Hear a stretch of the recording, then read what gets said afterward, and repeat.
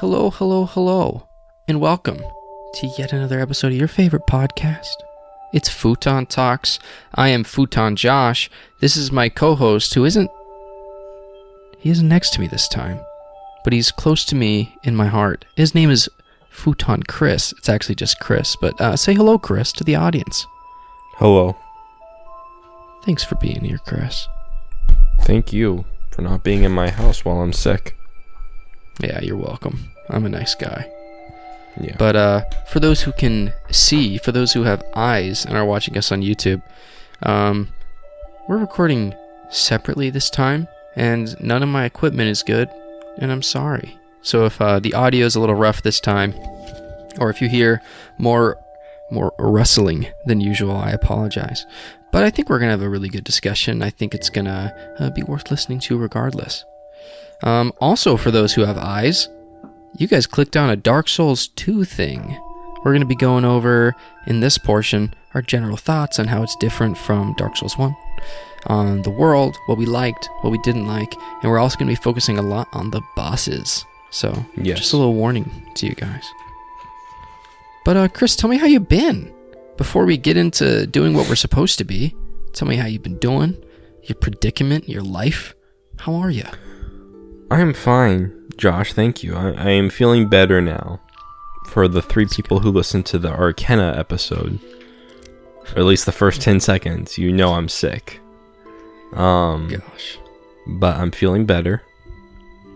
And I'm ready to finally do this. I mean, it's been a while since I played this. Yeah, I've gone a little ahead and played other things. This episode is a very long time coming. Yes. When did you play Dark Souls 2? Like, when did you go through the whole thing? Oh my gosh. For the first time or for this episode? Actually, yeah, let's do our little history with the game. That'd be smart, actually.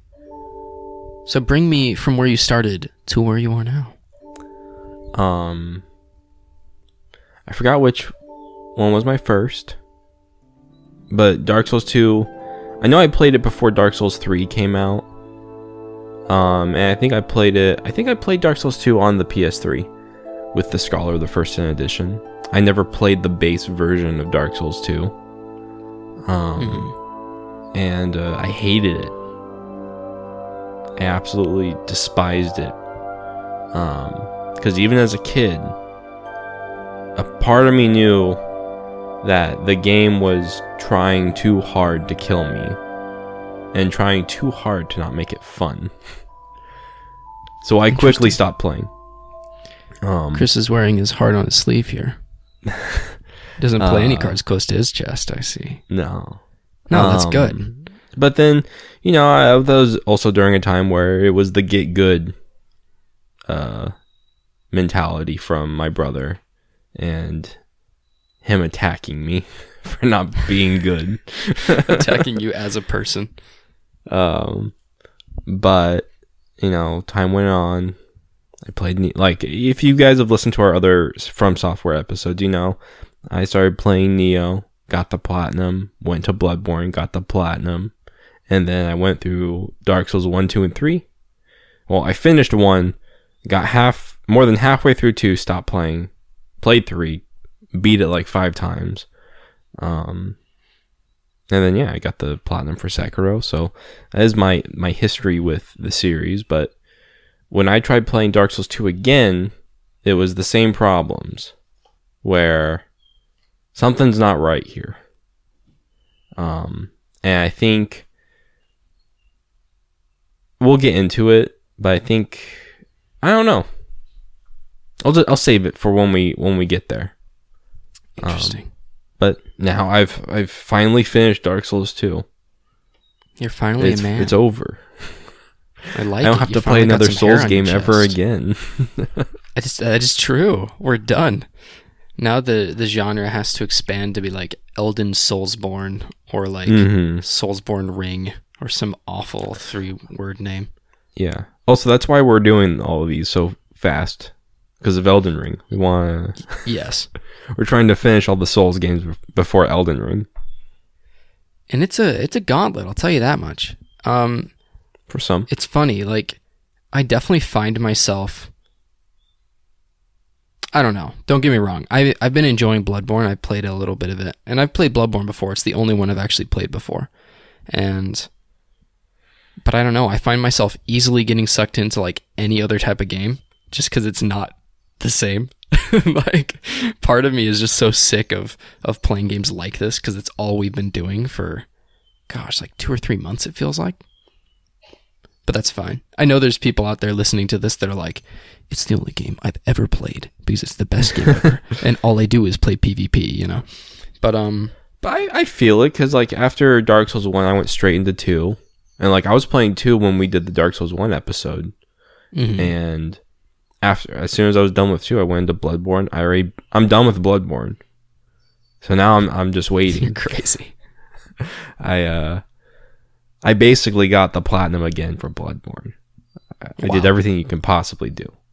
But now I'm taking a break. Supposed to help me get the platinum again. You jerk, and now you're already on to Dark Souls 3. Speaking of platinum, no, I got the platinum in Death Stranding, finally. Gosh. So, I'm happy about that. So now I can finally play the PS5 version. For a man with a full-time job and a wife, I don't know how you find the time. Well, this is the only upside to being sick, is that you don't work and you just play video games and sleep. You live your dream. That's right. I'm turning into the covetous demon right now as we speak. I can see that. Is that a tail, perhaps? I don't know if the covetous demon has a tail or just a lack of appendages, but we'll get to just one long neck. Just one long neck. He's actually just one large intestine. That's so gross. Yeah. But don't worry, covetous. We're coming for you. We'll get to you eventually. But let me tell you my history with this game. Please. In my general, I'll leak my general opinion, like Chris did. This is the first Souls game I played. I don't know if you remember this, but I actually played it quite a bit at your house. Yeah, I remember. I don't know if it was on PS3. I imagine it was, if that's where you played it first, with the Scholar of the First Sin. Yeah, it was before we tried selling it. Yes, before we sold it, and then before Chris subsequently bought one with a jar of mayo. But that's a different story for a different time. But yeah, so it's the first one I ever played. I got way further in it than I remember having gotten, because I beat the last giant, and I think I beat the pursuer, and then I just, I think we sold it and we didn't play it anymore. Which is pretty far. I'd say that's 4 or 5 hours into the game if you're a normal person who hasn't played a Souls game or anything like that. Yeah. I just don't think I share your animosity for the game, in general. I came right off of Dark Souls 1 to this game, and there was the normal frustration with just playing a Souls game. You got a lot of angry texts from me when I played the first Dark Souls, and subsequently you got a couple of angry texts from me when I was playing this one. Yeah. I think it's just a little bit of a different game. And my experience with it was pretty smooth. I think it's a little too long if we're just giving our general impressions.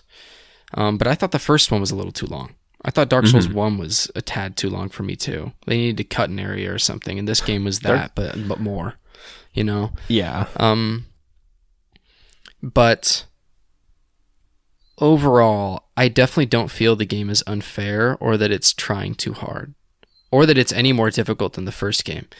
I guess this is the time for it, but basically all that just to say, the first Souls game I ever played, I left it for a long time, and then I came back and I beat it straight through in, 3 weeks?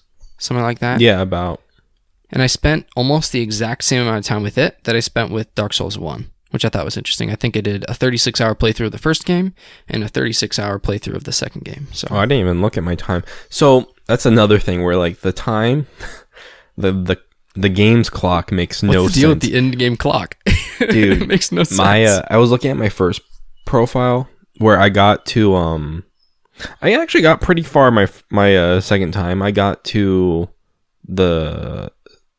not the scorpion. Oh yeah, the scorpioness, Nachka. That's how you say her name, right? Dude, who knows? Nachka. I got to her. And I was on to my last. That was my last great one. Was the spider. So I thought that was kind of interesting. Um, and I think I just stopped playing because I was fed up with the fog area. But in hindsight, that was me just being a wuss, because that's like one of the easiest areas in the game. Pretty small, yeah. I forgot where I was going with this. What did you say? Who knows? I'm trying to remember. I think. How you were talking long? about the in-game timer. Oh yeah. I looked at my time and it said 176 hours. Yeah, played. mine said something like 212. And it has to be because of putting the console in rest mode. That can be the only reason why. There's no way. It might be because, you know, PS5 has the suspend game feature and it kind of runs in the background. It might be just whenever it's suspended, even if you're like playing another game to like quick play the other one, maybe it's still doing it. But yeah, who knows, man. But I don't know. I think my playthrough of this was around like 31 to 35 hours, maybe 41. I mean, give or take with the rest mode and yeah, who knows? The clock, who knows? A lot of the time, I would be on my phone, like watching a video while I'm waiting for the loading screen or something, and then, you know, something would come up. Yeah, like I'm sure my 36 hours are more like 34 or 33, just because is the kind of game I would like walk away from, come back, you know. Easily distracted from. Yeah, and that was the same thing with the first one for me. The first one was the kind of game that I could just like leave myself sitting at a bonfire, grab a bite to eat, come back. But yeah, let's go into our general impressions, man, because I know that you and I disagree. I think just a ton. I've listened to so much critique of this game and also like in defense of videos or whatever, just trying to dial in on like what people hate so much about this game and what people really love about this game. It is just such an interesting, like, it's very divisive example. Game. Yeah, it's fascinating. But tell me your general impressions. Do you have your 3 words? I do have my words, and they're kind of harsh for the time, because they're the first 3 words I came up with starting the game again. And some of them I still stand by. I mean, the game is really easy. In the wrong ways, let's say. Like, I feel like the bosses are still drinking breast milk, let's say. Well. Until they're not. Until one's just not. Until one just turns cheap. That's another word I would use. There are some things where it's just like, you had to go that extra mile to try to be hard almost in a cheap way. So we got easy, cheap, and then easy and cheap. And then, is it necessary? Because, I mean, I think it is necessary. It's a necessary Dark Souls game. Because it shows us what not really to go for. It's good. It's a good game. I won't say it's a bad game. It's still a good game. Is it a great Souls game? Maybe. I don't think so.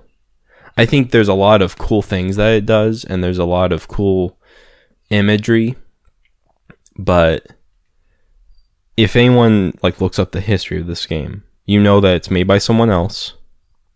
It's not Miyazaki. Which, you know, does that really matter? Maybe not. Neo's a great game. It wasn't made by Miyazaki. You know? But I think this game does do a few things where other Souls devs can look at and be like, let's not do that. Let's say. Give me, and this isn't to be antagonistic, but I want to know like what are you pointing to there? Which is because I'm curious, because there are things I don't like about it too. Don't get me wrong. There's things I think there's change. There's like necessary change in games, and then there's unnecessary change. Like, why did you change like the directional layout of the thumbstick to go from 32 to 8? What were you going for there? Because it feels when you go from Dark Souls 1 or Bloodborne or Dark Souls 3 and then you go to Dark Souls 2, it feels completely different. I don't know if that's it feels awful when you first start playing. Yeah, you get used to it. It starts not becoming a problem. And I think the reason for that is because all movement was tied down to the 8 directions. Mm-hmm. And so rolling was tied into that. Which if you came from the original Dark Souls to Dark Souls 2, I think it would have been a big improvement. Since in the original Dark Souls, there was only 4 directions of roll. There weren't 8. No, that's in Demon Souls. No, I think it's the original Dark Souls 2, because you and I have only played Remastered, and they added the omnidirectional roll.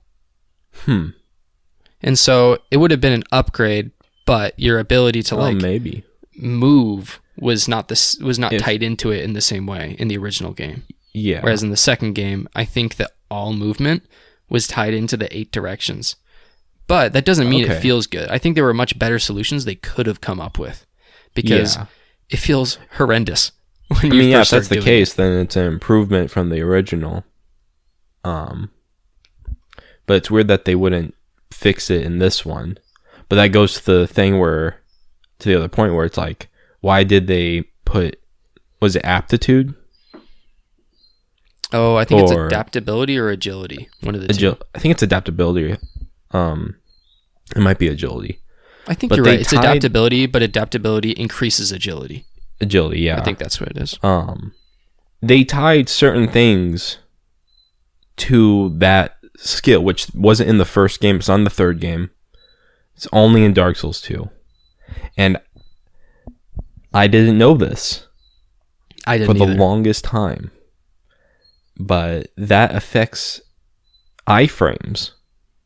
Mm-hmm. And there are certain enemies and bosses. Like I have a screen recording on my PlayStation 5 of me rolling away from an attack, and I'll be over here, and here's the person, and they still hit me. And I can see where the weapon lands in between us.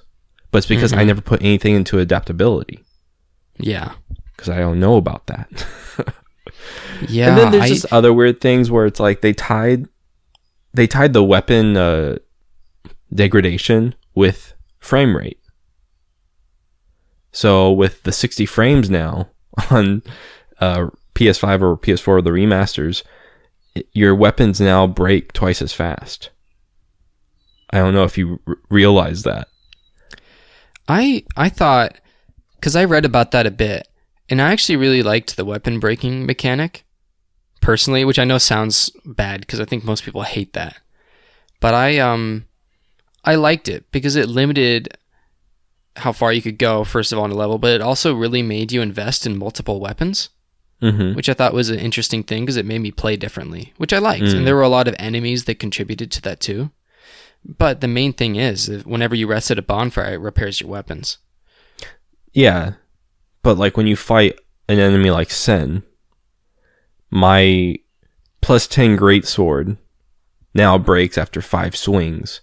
And yeah, I have to use other weapons, but I don't want to use other weapons right now. And I don't really feel like using repair powder. Yeah, in the middle of a boss that's fight. Just the thing is that's the fight. Like, I think different fights require different things of you, and that's not necessarily a bad thing. Like, one boss is better dealt with a shield, one you should dodge, one you should use piercing attacks, one you should use blunt attacks, and some you might have to take multiple weapons for, because part of their lore is that they're corrosive. So I don't know. I don't really see it as a problem. I see it just as something to, affect gameplay in an interesting way. But I think a lot of the problems that people have with this game are simply that it's different, and they really don't like where it departs. Because I agree with you on the adaptability. I think that was a bad move, simply because being able to dodge through attacks is so important, and not having that explained to you is a problem. I'm just not sure that's the kind of thing that should be tied to a stat. But I do think things like equip load, at first I really disliked the change, but afterwards, after having played through it for 30 hours, I thought it was an interesting change, because it makes you specialize more. Like, you can't, because it's almost like endurance was a little overpowered because you need endurance. Everybody needs endurance. It's like vitality, right? Because you need to increase your energy bar or whatever. But at the end of, my Dark Souls 1 playthrough, I could wear heavy armor. But I also was like using a katana, and like dexterity weapons and being quick and fast rolling. And so I thought it was an interesting move that if I wanted to carry a heavy shield and I wanted to have a heavy weapon and I wanted to have heavy armor, I had to invest in that playstyle as opposed to just being able to do whatever I wanted. So I just felt like the game asked you to think more about specializing and choosing how you wanted to be, which sounds scary, but then they also included a fantastic addition, which is soul vessels, which make it so if you specialize and you don't love it, you have like 7 chances to change. And I thought that was just fantastic. Yeah. But I don't know. Those were what I was thinking about, at least when you were talking. I think my own, and different weapons definitely degraded at different speeds. Like my Fume Ultra Greatsword, I never had an issue with it, but my lighter weapons like rapiers or short swords or daggers, they degraded really quickly. And so I needed to carry multiple. But anyway, so that's just a thing that came into my mind. But yeah, I think there's just certain things that they do change where I wonder why maybe it didn't work the first time because I haven't played the PS3 version of Dark Souls in years. So I don't remember a lot of it. I didn't know it was so much different from the remasters. But I just wonder why the change, and it could be because they wanted to add certain things and that had to just change things. It just for in order for certain ideas to work, they had to change things from the first game, which is fine because like we're coming at this post Bloodborne and Sekiro, where change is happening all the time, and we're very open to change in Souls games. Bloodborne is so much different from Dark Souls 1. Sekiro, you can barely call it a Souls game. It's more of a rhythm game at this point. You only use one weapon. So maybe if we were super into Souls games like we are now back then, sure, I can probably see it myself being super open to it, but there's still just a few things that just bother me about it. And most of it is the movement and the adaptability. But besides that, I still like the game. I think aesthetically it's a little worse for wear. I think a lot of I don't know what came or like first. Artistically. I don't know. Because there's a lot of it that I like, but some of it I feel like is taken.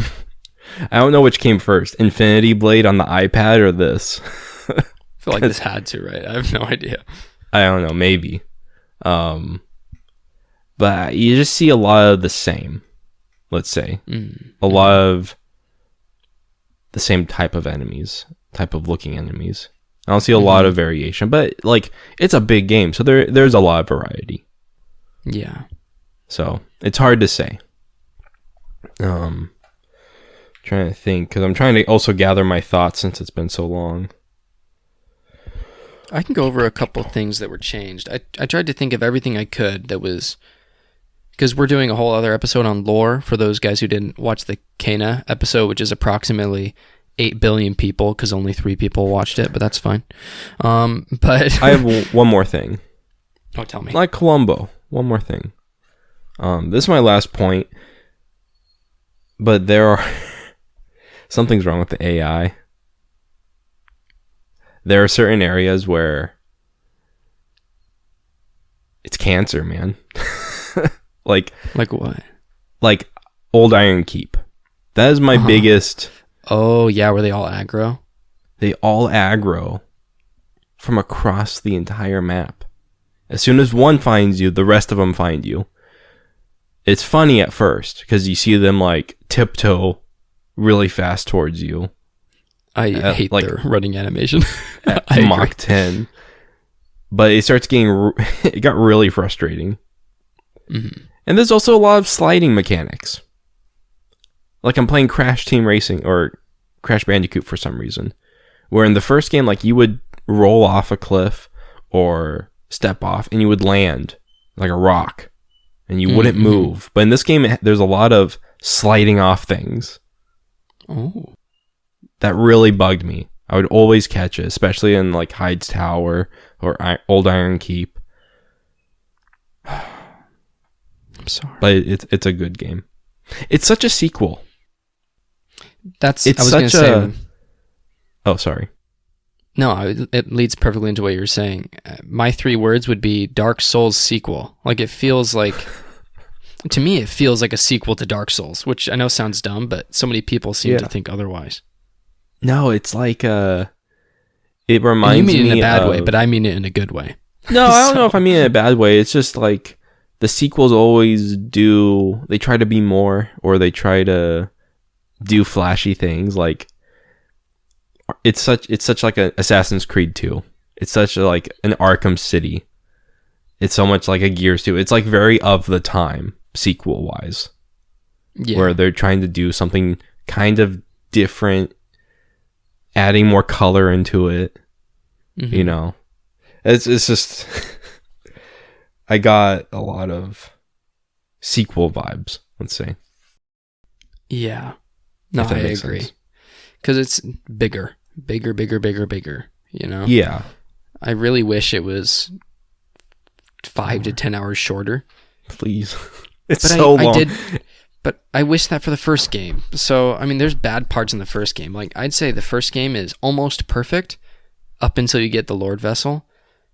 And then after that, the game, there's parts that are bad. Like, they're straight up not good. It's not a good game for parts of it, you know?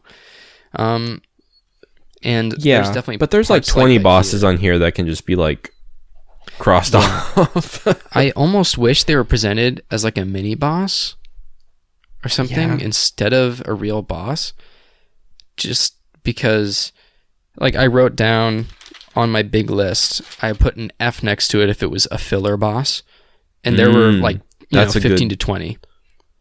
They're all like Capra demons, huh? Yeah, there's a lot of Capra demons. And I don't know what they needed. Like, did they could need just more... been fixed with no fog gate, or mist right? gate is what they're called in this game. They're called mist gates, right? I think so for some reason. Yeah, I something like that. Yeah, because they just feel pointless. Like a lot of there are several bosses which are pretty bad, and personally for me, I think the bosses are the main weak point for the game, because I think there's some pretty good areas. You know, and there's really diverse, you know. You have something like No Man's Wharf, which is really open and uses a cool gimmick mechanic that I like a lot. I like the torches personally. And I think they're used to pretty good effect. Anyway, but, you know, No Man's Wharf is winding. It's not necessarily just one straight path. There's shortcuts, offshoots, different ways to go about it, totally different strategies you can tackle it.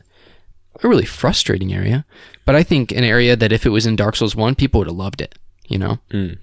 But then you also have, right before it, Hyde's Tower, which is like a linear path, but it's beautiful, and it's almost like a crescendo of different types of encounters that it adds on to each other, you know? So it's a different type of level, but I don't think either are bad, and I think that's a strength of Dark Souls 2, that it has a lot of different types of levels, but because it has so many, there are some that are just awful.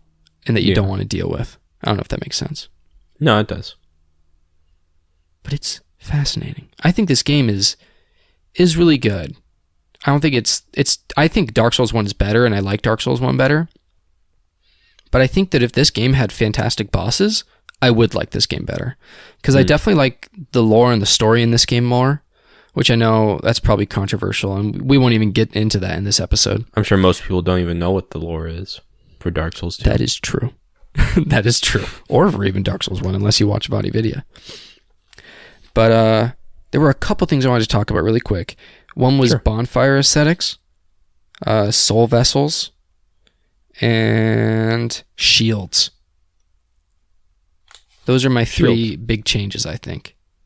Okay. Let me introduce the audience to the idea of Bonfire Aesthetics. So there were a couple big changes in this game. One was that, of course, there's a million. Chris and I already mentioned a bunch of them.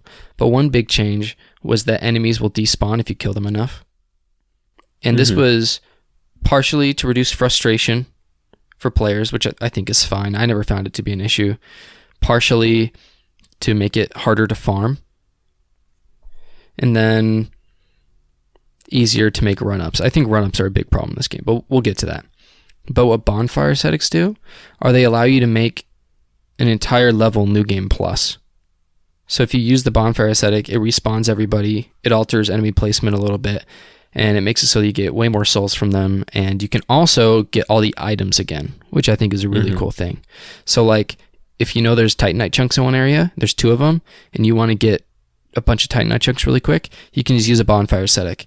And I think it's awesome that you have access to all of this equipment and all these items that you want, as long as you're willing to up the challenge. So I thought that was a really great sort of way of giving the player freedom to tackle things in different ways.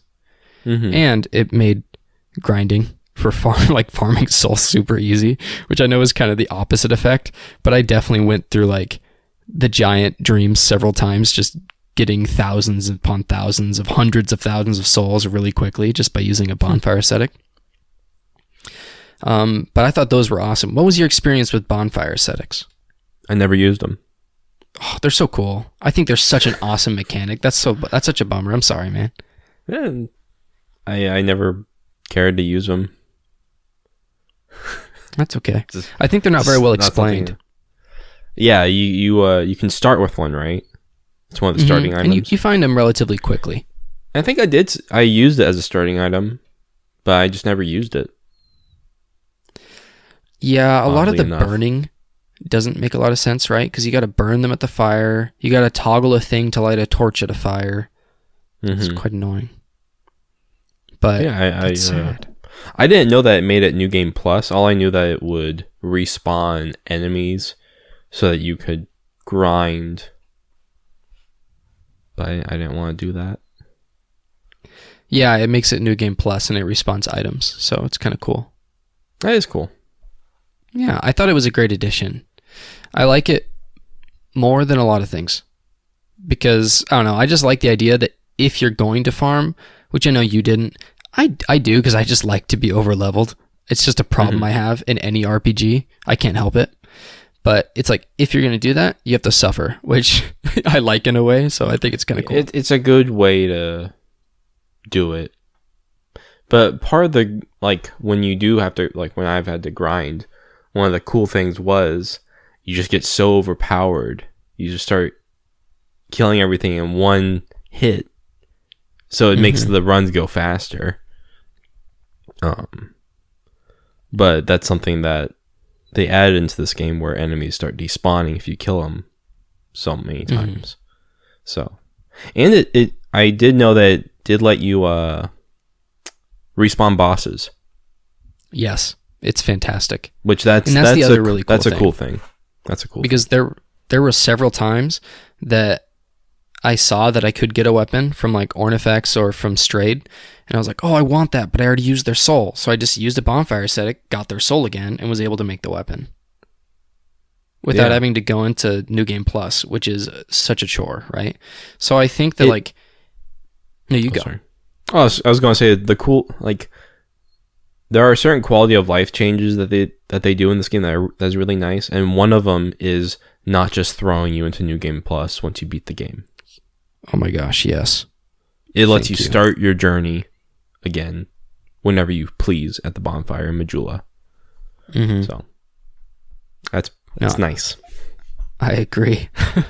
I think most of the quality of life changes were perfect. I think the Bonfire Aesthetics are a great compromise. I think Soul Vessels are a really obvious addition, which I'm like surprised is never coming back.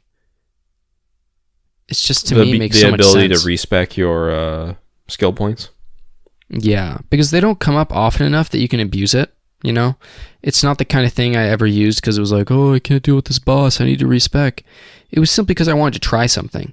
You know, you get a katana and you're like, oh, I want to use that katana. Let me respec really quick and try it. And it was cool. Like, And it took me probably 5 changes to really settle into the style that I wanted to play, you know? Mm-hmm.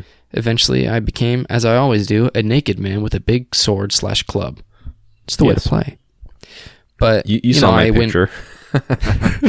Exactly. But I went from a mage to like a faith intelligence mage to a spell sword to a, you know what I mean? I just went through a bunch of evolutions, so I thought it was... You experimented a lot. Yeah, you know... That's the perfect word for this game, an experiment. It is very experimental, yeah. But yeah, I thought soul vessels were great. But let me tell you... I never used them. Oh, they're so fun. It's just fun to try new things. Yeah. Like, maybe you didn't like this game because you didn't try any of the new things in it. But there were... Another really big change was you don't just get access to like a heater shield within the first 30 minutes. Mm-hmm. I think that this game really encourages two-handing and dual-wielding weapons, which I think is like a really cool change if you think about it. It like leads so well into Bloodborne. I never used a shield in this game because everything would let through like 20-30% of damage. Didn't matter how good the shield was. If you wanted a shield that did 100% block, you needed to have a great shield. And if you wanted to have a great shield, you needed to invest in vigor. And I was like, I'm not going to deal with that. I'm just going to learn how to two-hand and be good at the game. And so I thought it was just a really cool evolution, where it's just telling you, if you want to use a shield, you better specialize in that. But if not, learn to get good, and you can two-hand a weapon and do more damage. You can two-hand shields. You can two-hand shields. But yeah, I thought that was such an interesting change. Because in Dark Souls 1, they're like, here's a shield. It's your best friend. Never put it down. In this game, I never did that. And so, I don't know. What are your thoughts on that? I didn't really use the shields. I did two-hand weapons for the most part. Mm-hmm. Usually because I would find like a weapon where it'd be over my level unless I used two hands. But a lot of the time, I didn't block anything because every shield you found was terrible. And most of the time, you could just walk through most of the attacks or roll. Walking through attacks is really easy in this game. That is kind of cool. It's almost like you're taking turns attacking. Yeah. And you can you could do it in the first game as long as you walk. Yeah. To where they're not attacking. I feel like the enemies, it's hard to say because they're both, I hate saying this, but they're both easy games. There's some enemies, I think there's more enemies in the first game that are harder to tell what they're going to do. Mm-hmm. I feel like there's a lot of, choreography with the fights. They telegraph what they're going to do very easily. And usually they only have like a few attacks. It could just be because of how many bosses there are. But for the most part, they have 2 to maybe 4 attacks. So it becomes really easy to read. Mm-hmm. But no, I didn't really use the shields. I used them at first because I liked parrying a lot, which is surprisingly easier in this game also. I felt like the game almost wanted you to parry more so than anything. Yeah, I think it just wanted you to switch things up. Yeah, because there's like certain bosses, like the Pursuer. He is teaching you how to parry. Like that's his main purpose is to teach you how to parry. Mm-hmm. So, but yeah, I love it. Did you ever dual wield? No. Because it doesn't explain how to do it. Because you have to have 2 relatively similar items or weapons, and then you hold down triangle, and it puts you in a power stance. Oh, I didn't know that. It's pretty cool. And then you just press R1 or R2, and it will do attacks with both weapons. That's cool. It's really cool. And it's like I would have done that. I know, right? It was awesome. And I wish I did it with 2 great clubs. How'd you figure that out? I had to Google it because this game is stupid and doesn't tell you anything. This is what I mean. Like the Bonfire Aesthetics, it should tell you it respawns bosses and gives you access to their souls, right? It just says it makes the area harder or something so you can get items. Yeah, it doesn't explain it. And same thing with the dual wielding. I don't think it explains that you have to hold triangle. What? I never thought about that. Like, I would never have done that. I know, if you have two weapons equipped, it should just do it. Anyways, it is really cool when it works, but anyways, I'm glad they made that a viable strategy. I don't think that comes back, but it's really cool. What was the other thing? Oh, yeah. Life gems. Yeah. I think you and I agree. I don't think they're that big of a deal. Oh, that's it. Yeah. That's the show, guys. In what way do you think they're not a big deal? Like, they're not a big deal, like, don't fuss about it, or they're not good? I liked them. This is the thing. I don't think it changes the game as much as people feel like it does. Mm-hmm. I thought they were... I mean, items like that have existed. I mean, Elizabeth mushrooms heal all your health over time, right? And then there's items like that in Bloodborne all over the place. Like, it's a thing. Like, it's not like it's a thing isolated to Dark Souls 2. It's just not in the first game. Mm-hmm. I thought it was fine. I liked that I didn't have to waste my Estus when I was like in a level going up to a boss. What I wrote down was it mitigates frustration. It does not mitigate challenge, because if you're in a fight and you die, you still die. Like, I don't know. I don't think that life gems are particularly useful while you're fighting like a crowd of enemies. You know what I mean? Because it just doesn't give you the health you need in the moment. It's not like it makes the game's combat easier. I think it just makes exploration a little less frustrating. Because there were a lot of times in the first game when I would get down to, like, 3 Estus, and I'd be like, okay, well, I'm going to go back now because it's not worth it, Whereas in this game, it made it so you could make more decisions, go a little further if you wanted to, be a little bit less careful. I don't know. I thought it was fine because it's encouraging play that, is less safe. The first game was all about hiding behind your shield. I feel like this game wants you to dual wield. It wants you to parry. It wants you to two-hand. You're going to get hurt more. And so I think that in a way to mitigate the damage you're going to take, there's also a couple, generally more enemies.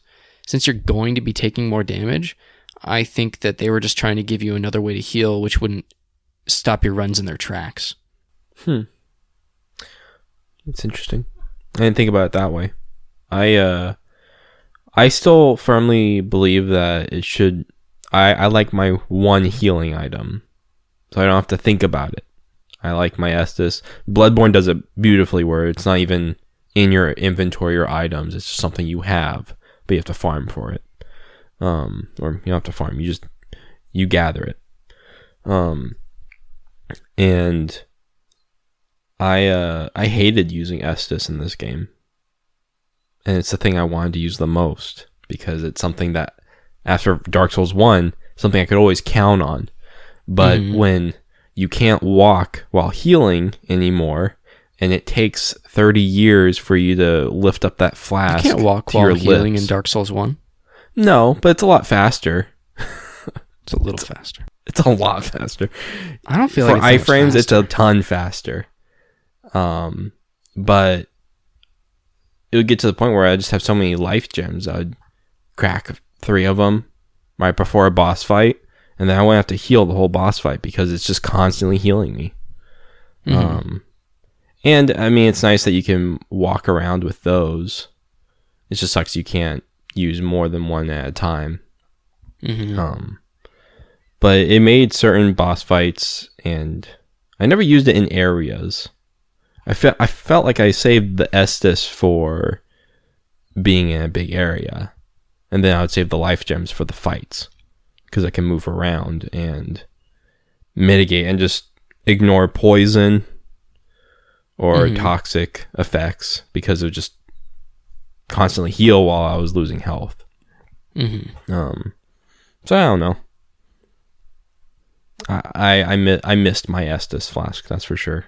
I missed my 10 to 20 Estus. Yes. And I think I only ever got straight 6. Estus.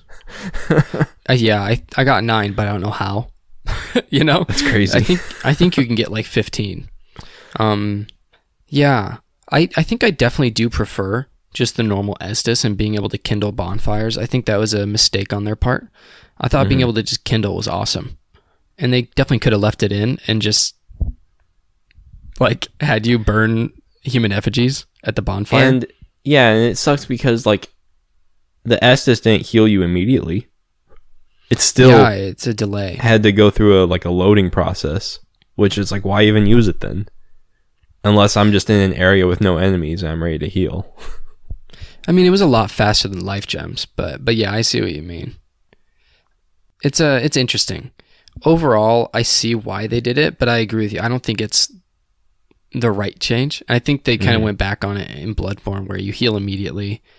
And in addition to blood vials, you also do have items that heal you over time if you want to use them, you know. I don't know. Is that a thing that I never use, like Elizabeth mushrooms or like blessings? It just seems like a lot of work. No, I never used them. I used them in this game, and I don't know why. I think they were just you just want to get rid of them. I just liked them for some reason. I really liked the life gems. I thought they were a convenient way just to not be frustrated. I don't know. Maybe I'll start using them in Bloodborne. I don't know. Yeah. Now that I've talked about it, but I never used them before. I don't think they break the game, but I do agree it would have been better if they just gave you Estus and allowed you to kindle bonfires. Like, why did they take kindling out? I thought kindling was a great mechanic. I loved kindling. It was once we learned about it. Yeah. Even though they didn't explain it. It was awesome. Yeah, weird, man. Who the heck knows? I'm trying to think if there's anything else that we wanted to get rid of in our general discussion here. I felt like... Oh, you tell me. I felt like going through the game was harder than fighting anything. Like, because of the sliding mechanics and just certain areas were tough to maneuver with the new movement system. I feel like I died a lot more falling in this game, more so than I have in any Souls game. Wow, I'm sorry. Falling, drowning, being slid off a cliff because someone hit me. I'm so sorry. I think I probably died to falling an eighth as often as I did in the first game. I died to falling so much in Dark Souls 1. I think I fell like 4 times in this game. Yeah. I'm sorry. It's fine. It's not a big deal. And then there's one thing I really hate is when there's a ton of enemies in a game. Like when they just throw enemies at you. That always bugs me in a Souls game. They don't do it very often, but in this game I feel like they did it a lot. Where you just get mobbed immediately. Like you'd see a treasure, and I mean, granted, I kind of liked it because like, oh, there's a treasure. I know that there's going to be 10 goons jumping up behind me, and they're going to knock me off this ledge now. So it got easier to like tell when that was going to happen, but it's not fun fighting so many enemies. I like harder enemies that like stand on their own. It's kind of like a lot of this game is like Lost Izalith. There's just like 1,000 enemies just waiting to aggro. You know? But I don't know. I think that's something they added with Scholar of the First Sin. They added more enemies. Yeah, that's something I read, and I was like, but why? So, yeah. I mean, I don't think that the enemy placement is nearly as egregious as people on the internet want you to think it is. People act like it's a giant change from Dark Souls 1 and like it's new and like it's super there's certain bad. areas in Dark Souls 1 that have more enemies than they need. Yeah, like way more.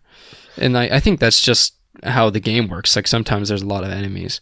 I never really felt like it was impossible to manage. Oh, one thing though, the lock-on does not work in this game.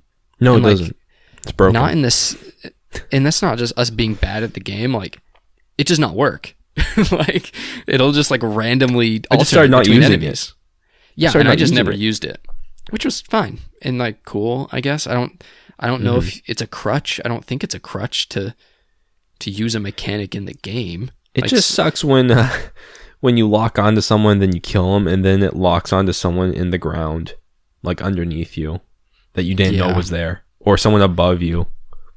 Or if there's like, for example, if you lock onto one enemy and there's like 4 behind them, it'll just like bounce.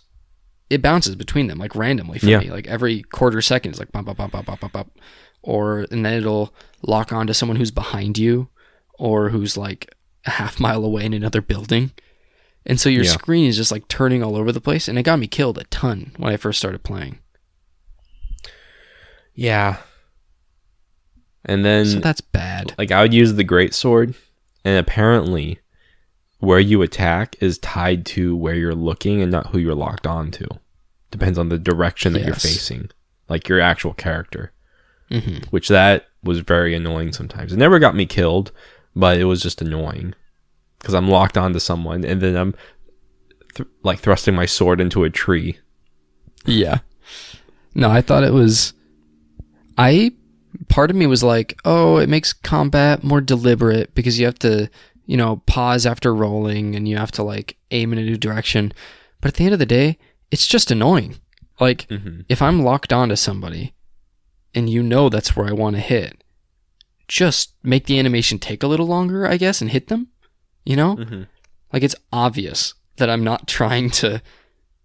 For example, when I was fighting certain bosses, I'd like roll. I'd even wait a second because I knew I couldn't just attack after rolling, and I'd go to attack them, but my thumb must have like barely tapped backwards, and my guy would turn around and hit the ground away from the boss with a great club while I'm locked on. It's like, just hit, like, you know I'm trying to hit the boss. I'm locked on. Just hit the boss. So I think that was a misstep on their part. Or for anyone, or for you even, think it's silly when I say that there's like too many gotcha moments. Because I think it's fine when there's a few gotcha moments where like the game teaches you a lesson. Where it's like, oh, you should have looked around the corners for enemies, right? I feel like that's constant in this game though. Really? There's constant like you get jumped. By like I think I was just really cautious when I played because I almost never felt that way. No, because I hear that a lot and I never understood. I was always like, I mean, don't sprint into a room. Like, I don't know. Yeah. Like I was always just think really it's careful. Just constant though. It's constant. I don't feel that for any other Souls game. I feel like there's enough spacing. It just got like I said earlier, it got too easy to tell when it was going to happen. But maybe that's the point. I have no idea. Because I mean, I know what you're talking about. I guess I just feel like that's just Souls. Like I felt like that happened constantly in Dark Souls 1. Like you couldn't walk around a corner without checking it. You couldn't go up to a chest without looking around. You know, it's like that's just how Dark Souls is. That's another thing. I found one mimic my entire playthrough. Oh, I found like 6. What? Where are all your mimics? I found one in the one tower. I forgot what it's called. Not Hyde's Tower, but not Broom's Tower. Not Broom's Tower, but the castle. Poison Tower? Dranglake Castle or whatever. Oh, yeah. I found one there. And it was this skid mark of a mimic. I mean, he was terrible. I don't like how the mimics way why more are they in the crawling first all game. fours now? Oh, like a dog. I killed it so fast. Like a dog. Disgusting. They're definitely harder in the first game and they dropped better items. So I agree. Yeah, and they're scarier. I thought they were scarier in the first game, yeah. They're so tall. Terrifying. So tall. They're so like tall. Like an ant. Like an ant. Like Chris's wife. I think there was an expectation set for the people who made this game. And I think they set it on themselves to make it harder than it should be. The game isn't hard. I'm not saying the game's hard. It's very easy. But I don't feel like it's cheap either. Like, I don't feel like there's a lot of unnecessary deaths. I almost never died to, like, ganks. And it's not because I'm good, because I think you're better at these games than me. You've played way more of them. I think you're more dexterous, as it were. But, I don't know. I just never... I felt like it was very fair. And whenever something was going to happen, I could see it if I, like, slowed down and thought about it. Sure. So, I don't know. The only area I ever felt was a little unfair was, like, No Man's Wharf. But I think it was a good area, regardless. Really? You know? What was unfair about No Man's Wharf? Just so many enemies. There's just tons. And, like, a lot of them can shoot you, and you don't know where they are. But that's the thing is, I think it's a good area, though. It's just the area that I had the most trouble with. Does that make sense?